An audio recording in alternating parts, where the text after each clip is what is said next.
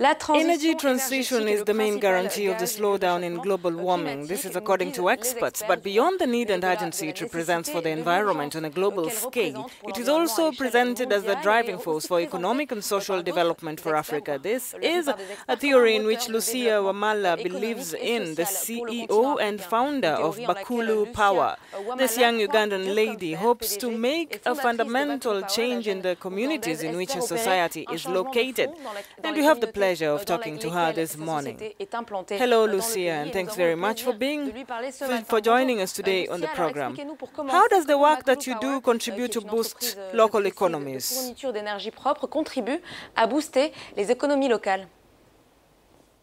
When you look at all of the sustainable development goals, such as poverty eradication, gender equality, there's a number of them.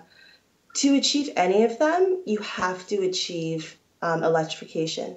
So, for example, we're developing 3 mini-grids on islands off of Lake Victoria, and we can see there that it's a fishing economy, and the fishermen actually have quite a bit of money. People tend to look and think they're poor, but they really have a lot of money. On a good day in high season, a fisherman can come back to the island with about 3 million shillings in one day, which is quite a lot of money. But because there's no electricity, they're not able to produce ice, so they're not able to work at optimal efficiency. So they have to go to shore every day, and a lot of the fishermen don't have a basic understanding of business practices, so they don't really save money. Because there's no electricity, there's no banks on the islands, so you can see how it has a trickle-down effect, where even having a grid and having one small ice factory will help the fishermen, they'll work smarter. They won't have to go to the mainland every day.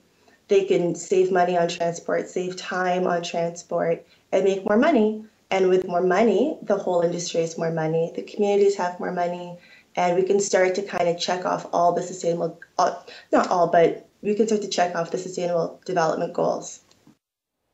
Now, Lucia, just discussions about the need for African countries to jump on the bandwagon of renewable energy, and especially solar power, has been ongoing for a while now. Why do you think we're still lagging behind, and what are some of the challenges Africa is facing in that department? I think, well, maybe not a challenge, but a breakthrough is we've seen on a global scale, the cost of solar has dropped dramatically, which is amazing. And I think we've seen certain governments, I'm obviously most familiar with policies in Uganda, we've seen them also catch up. So in Uganda, they've changed a lot of policies. They've just created a feed-in tariff for solar. I believe it was 2 years ago. So you can see some of these policies, they just weren't there yet. So it takes time to push things through Parliament or Congress, whichever setup a country might have. But once that's done, I think we can really see people start moving quicker. Another big problem is, I speak as an African company, as the owner of an African company, is access to finance. It can be a bit difficult to convince a lot of the large donors that their money is safe in Africa. A lot of people feel like, oh my goodness, like instability, what if war breaks out? And they want to pull their money out of Africa a lot. I get into, quite frankly, some arguments with certain companies who really just want their money out of Africa. And for us, we're in it for the long haul.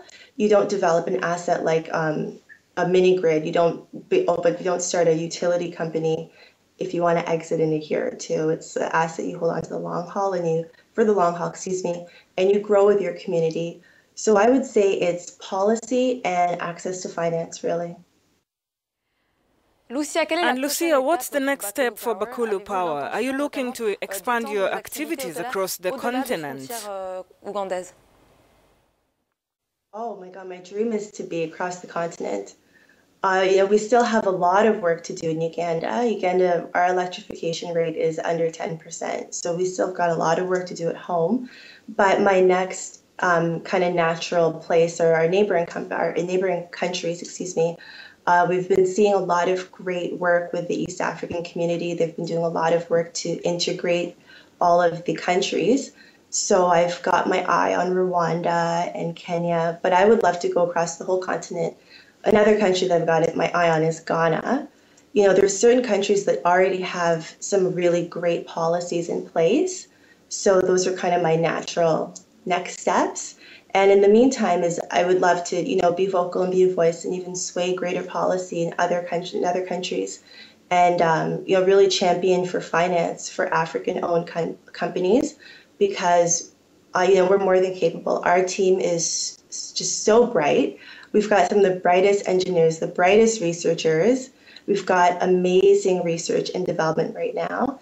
And, you know, just to keep growing and to keep doing good work. And I think that a lot of the hurdles that we face will be overcome once people keep seeing that we're doing good work, our systems are reliable, and, you know, people start to get to enjoy more of their lives. You know, we're reducing women's time burden. They can go on